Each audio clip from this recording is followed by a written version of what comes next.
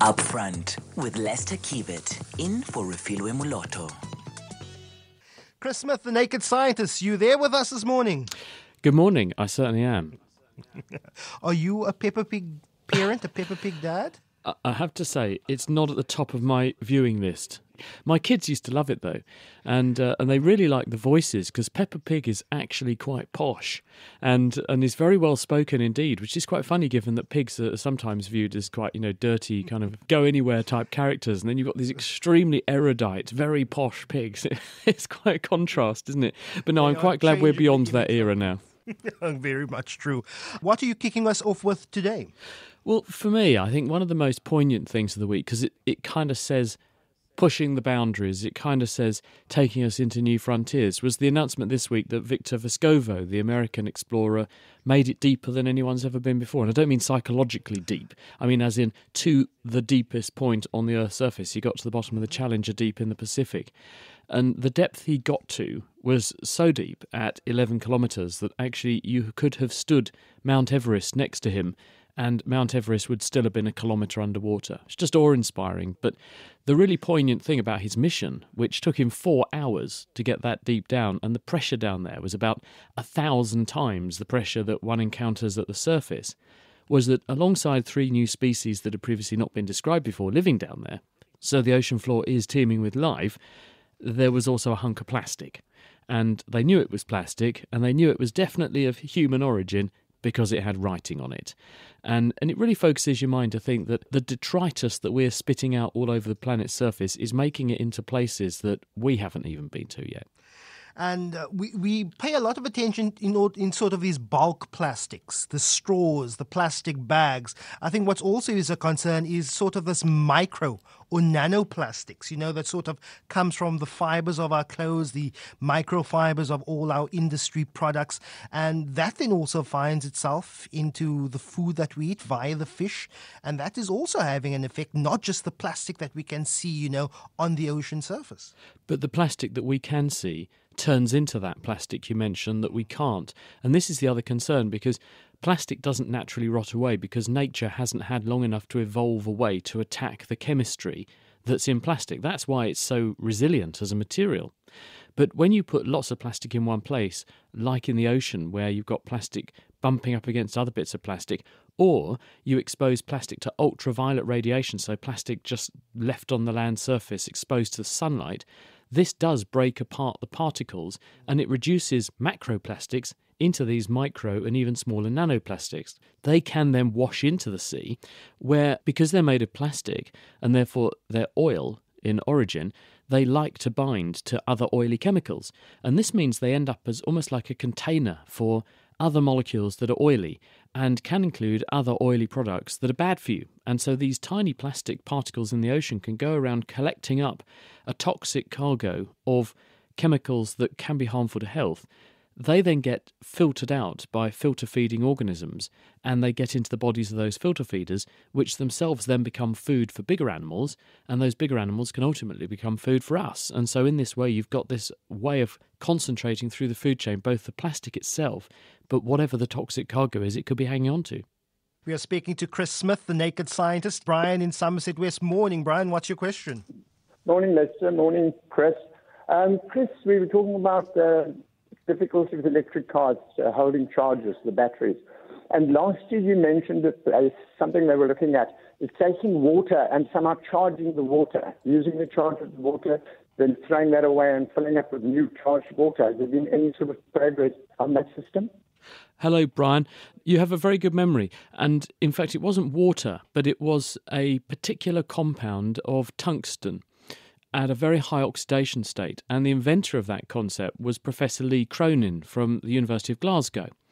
And about a month ago, I was in Edinburgh for the Edinburgh Science Festival, and because Glasgow's down the road from Edinburgh, Lee Cronin, who I've been talking to for years, came and took part in an episode of The Naked Scientist, and we discussed this. And the concept he invented, and that they're pushing now, is that rather than have very heavy batteries, which actually end up weighing most of the mass of a car, you have a fuel tank containing a charged electrolyte based on a material like his clever tungsten in a high oxidation state. You use the energy from that liquid And then when you need a recharge, rather than changing a very heavy battery, all you do is you open a tap on the bottom of the fuel tank, drain out the now depleted liquid and recycle it, and close the tap and fill the tank back up with a pre-charged new fresh electrolyte. And the other great attraction of that approach is that because most of the infrastructure around fueling cars consists of forecourts with infrastructure to push liquids into cars, then actually this really strongly aligns with what we already have on tap, as it were, to power cars. So it could be relatively easily deployed compared with trying to put cables and things in instead. Now, this sort of technology takes a really long time to develop it to a point where it's industrially scalable. So you're not going to see this in a car tomorrow, but it shows that scientists are making important steps towards solving one of the biggest problems we now face. Because what is holding back technology, and especially transport technology, is power. Because in the same way that the lithium-ion battery was a step change for giving us mobile devices, because we went from devices that were the size of a house brick down to things that would slip easily into your pocket thanks to better batteries, we're not there yet for the kinds of batteries and the kinds of power demands that you need to power a vehicle. But it's getting there. All sounds great, promising. I hope they do well with it. Thanks, Chris. Thanks, Brian. Thanks so much, Brian, in Somerset West. Chris, Lucy is asking, why are our beds cold when we get in it at night? Surely they should be room temperature. Well, of course, remember that you slip out of your clothes, which have been in contact, Lucy, with your skin, and so you've warmed your clothes, but the room temperature is significantly lower than the temperature of you. Your body temperature is about 37 degrees C. So when you first slip into the bed is at room temperature, but it feels cold because room temperature is colder than you are, and the close, intimate contact between the bedding and your skin means that initially the bedding, because it's colder than you are, takes some energy away from your skin surface to warm up the bedding. But the key thing about good quality bedding is that it's a poor conductor of heat.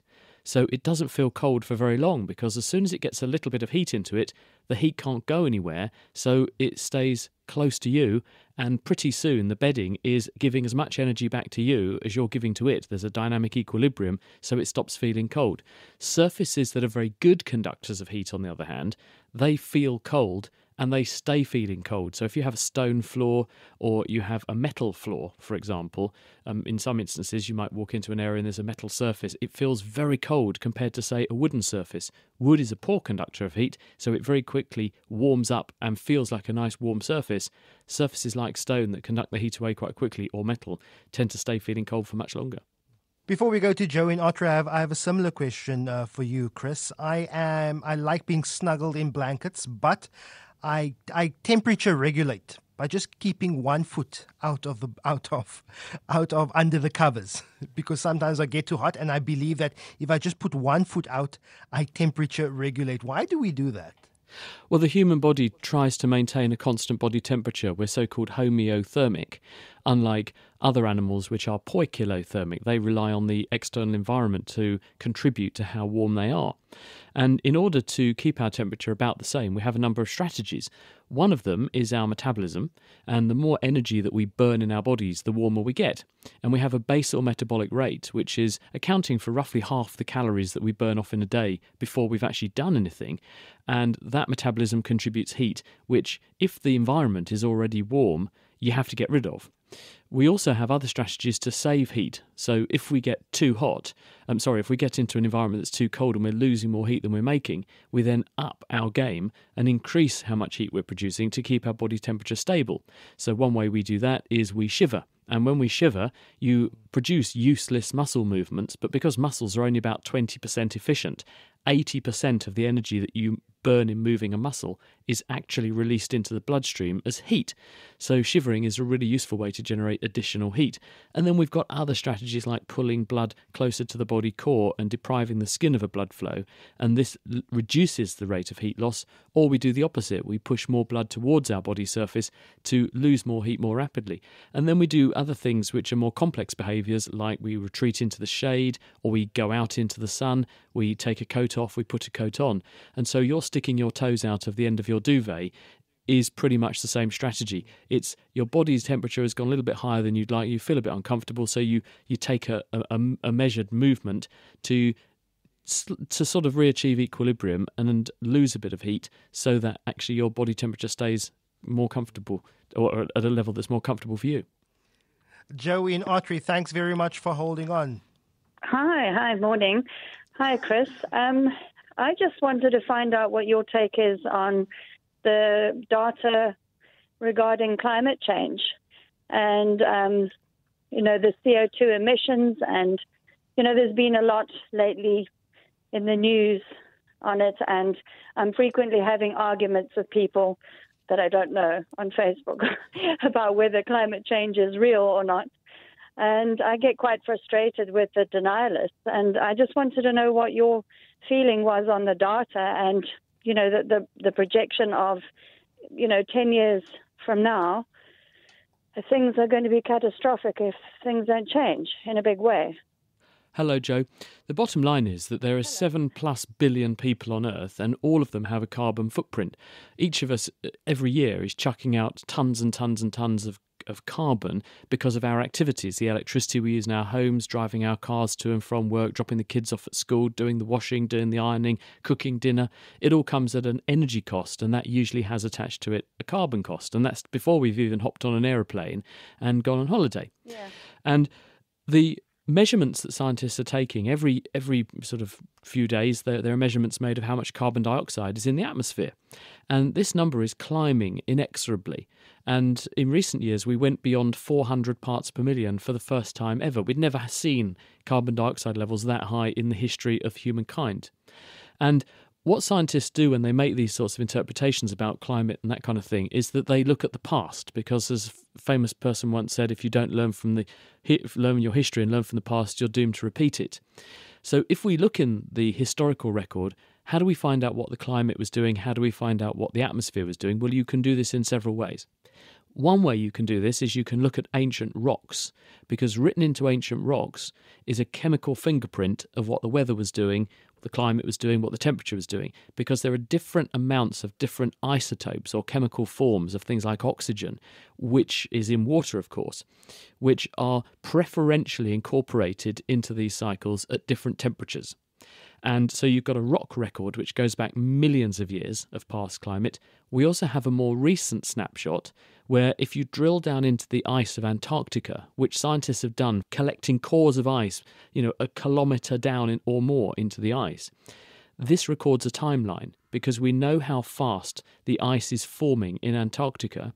And as the ice forms, the deeper you go into the ice, therefore, the further back you go in time. And trapped into that ice are tiny bubbles, which are effectively a time capsule of what the atmosphere was doing when that ice was laid down. So we can work out, based on how deep the ice is, what time back in history this corresponds to. And we can look at that sample of the atmosphere, and we can then work out what the rainfall was doing, and therefore what the temperature was doing based on that sample, and we can make projections about what the relationships between different gases and different chemicals in the atmosphere and how that affects Earth's climate. And the predictions that emerge from these sorts of studies, which have been done a lot by some extremely bright people and also merged with other information and data we have on how we think the climate system works, strongly suggest that there is an association between how much carbon dioxide is in the atmosphere and the temperature of the planet. And this fits with the physics because we know that if you have a lot of carbon dioxide in the atmosphere alongside water, this is a so-called greenhouse gas. It absorbs energy that comes into the planet from the sun and stops it going back out into space. So it keeps more warmth closer to the planet's surface. Therefore, the average Earth temperature, surface temperature, rises.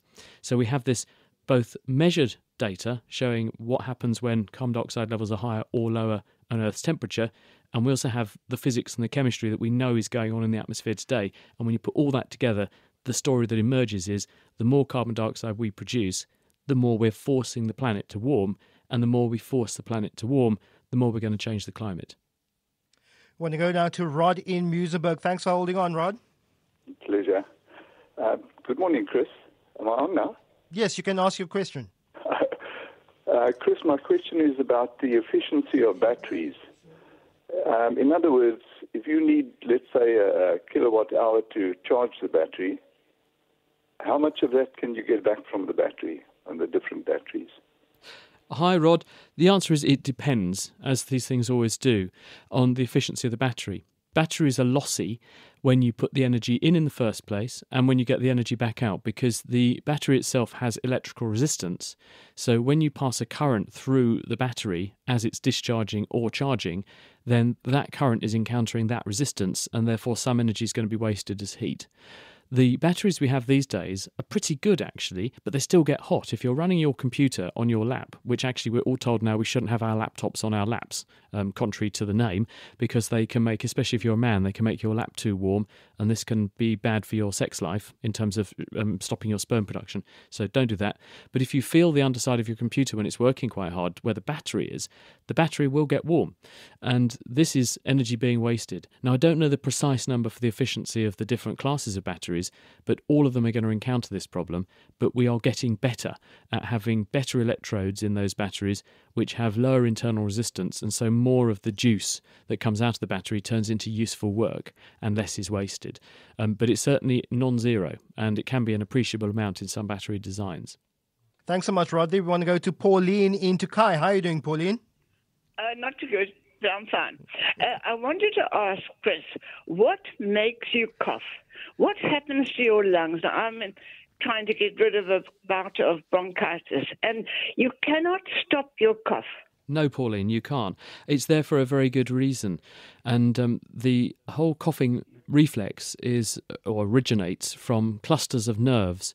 There's a thing called the non-adrenergic, non-cholinergic, or NANC nervous system that is in your lung tissue.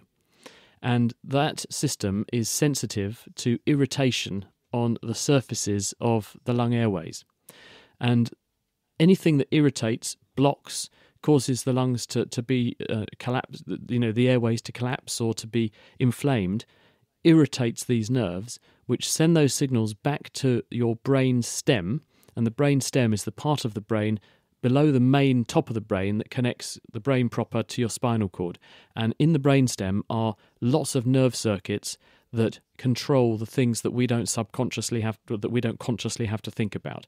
Things like blood pressure, heart rate, breathing rate, whether you get the hiccups, blinking, but also there's a cough centre there. And when enough of these signals come in from the respiratory tract and they reach a certain threshold, they tell the body something is wrong in the airway and the right thing to do is to cough. And the way that you cough is you close your vocal cords off, compress your chest by raising your diaphragm and squeezing your muscles around your ribcage, and then you release the pressure all at once, rather like pulling the cork out of a bottle or taking the cap off a fizzy drink bottle really quickly by opening your vocal cords. And this rush of air, it's anticipated by the body's reflex, will dislodge whatever irritation is in there that shouldn't be, whether that's a foreign body, inflammation, mucus, viruses, bacteria, that kind of thing.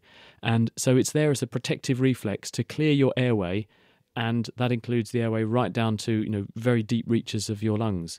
And if you want to impress your friends at parties, there's a nerve called the internal laryngeal nerve, which innervates or supplies the upper part of your respiratory tract as far as your vocal fold, your vocal cords are. And if you irritate that in your throat, that will definitely trigger a cough. Thank you very much, Pauline. I hope you feel better throughout the rest of the day. I think we have time for one more call, listening to Chris Smith, the Naked Scientist. We want to go to Tefo in Brackenfell. Morning, Tefo. Hi, yes, good morning.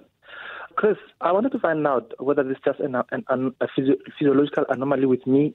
Why is it that every time when I eat something hot, as in chili hot, like a hot chili sauce, I immediately get hiccups? Quite interesting. Yeah, you're not the only one. Lots of people have this. And the reason probably is in the same way as we heard from Pauline about coughing, and this is activation of certain nerve fibres and classes of nerve fibres which are sensitive to chemical irritation. Chili contains the chemical capsaicin, and capsaicin powerfully activates a certain class of very fine caliber nerve fibres called C fibres and A delta fibres. And on those fibres is a receptor, a chemical docking station for capsaicin. And when the capsaicin chemical docks, it causes a flourish or a flurry of sodium to rush into that nerve cell, activating it. Now, that all then flows back to the spinal cord and tells you, or in the case of the head and neck, it's to trigeminal ganglion, a big cluster of nerve cells which is actually inside your skull. And this tells you, oh, something is feeling hot and burning inside my head. But in some people, as well as that, you also experience an onset of hiccups. Now, this might be because as the chili starts to go down your throat and into your esophagus, it also starts to activate other branches of that nervous system that's supplying that tissue. And when they pick up that chemical irritation, as it's being fed into the brain, in your brainstem, I have a feeling in some people it then triggers that hiccup reflex, probably by activating nerve centres which are very close to the same nerves that control and coordinate hiccuping. And that's why I think it happens. People also get funny sensations. Another example, if someone takes, say, heroin, or they're given morphine as a painkiller in hospital, some people say it makes the end of their nose itch. And you think, why would that happen? And it's probably a similar phenomenon. The chemical irritation or stimulation of certain classes of nerves by the molecules in the chemical you're exposed to trigger these strange sensations to be experienced. We also, the other day, we had a question when a person said they had some surgery and their sense of smell changed quite radically after their surgery. And I said I'd go and have a chat to some anaesthetics friends of mine. And so here I am doing due diligence. I'm back 2 weeks later having spoken to my anaesthetic friends, and they were very surprised by the suggestion that the sense of smell should improve so appreciably in people who have had operations and tubes up their noses and things, because in their experience of their patients, most people say the opposite. So those people who got a sudden improvement in their sense of smell, you were very lucky, and treasure the memory.